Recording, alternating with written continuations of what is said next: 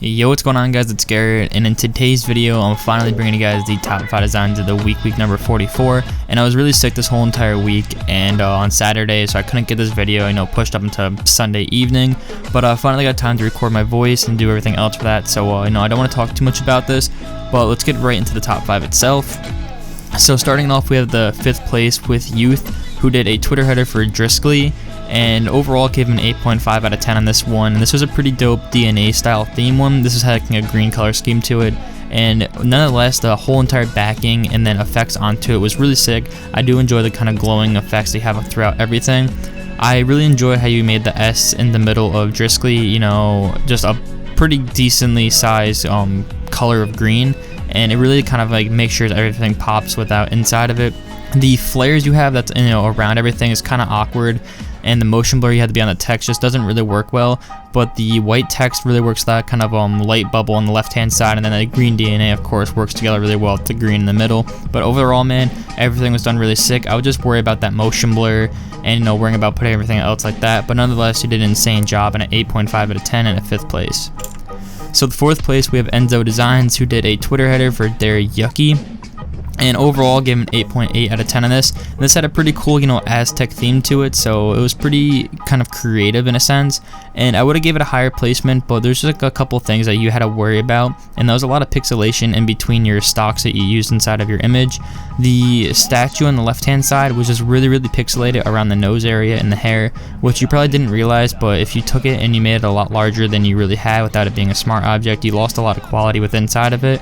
And then you have a lot of flowers around here that have kind of strokes around it from pen tooling issues, and just pixelation throughout there. So definitely worrying about that is a big piece inside of doing clean headers like this. The style you have above it, everything else matches pretty nicely to it. The text really matches their logo, and then the kind of shadows you have going around that really flow next to each other. So overall, man, you did an insane job. Just worrying about that pixelation could have really helped, but everything else is done really nicely, so you get yourself a 4th place and 8.8. With the 3rd place, we have Gaylord's Ace coming back on the next top 5 with a header for Andy. I'm not too sure that's how you pronounce it or not. Gave him a 9.1 out of the 10 on this one.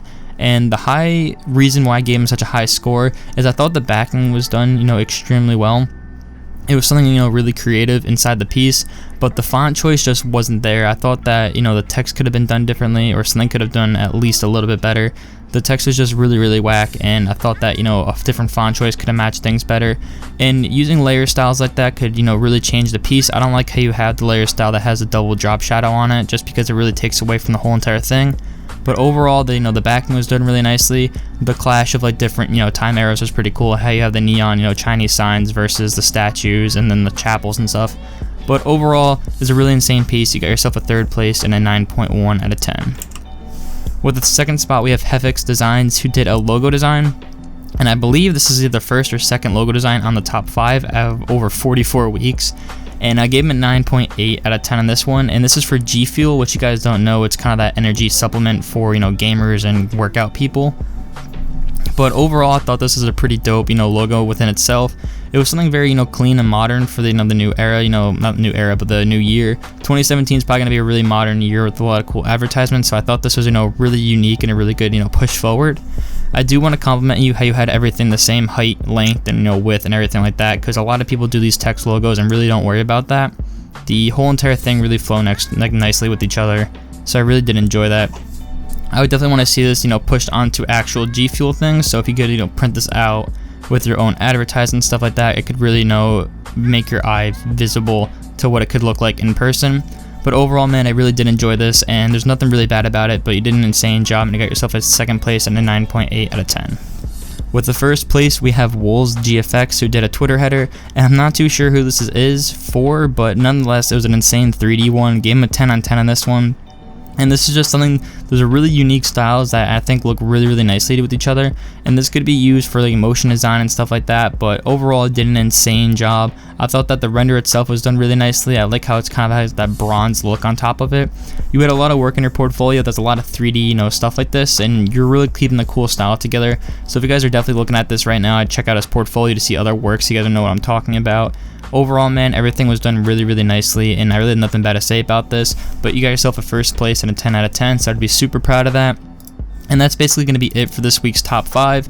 Really nothing else to say about it, and I just hope you guys enjoyed this. If you guys do want to submit your work, the portfolio link will be in the description below. It's a Google's form link, so definitely just click on that, submit your name, Twitter AVI or Twitter @ and then your portfolio or recent work and stuff like that. Just try to keep the recent work to a minimum. People submit like 10 things to the recent work, and it kind of gets a little aggravating after a while.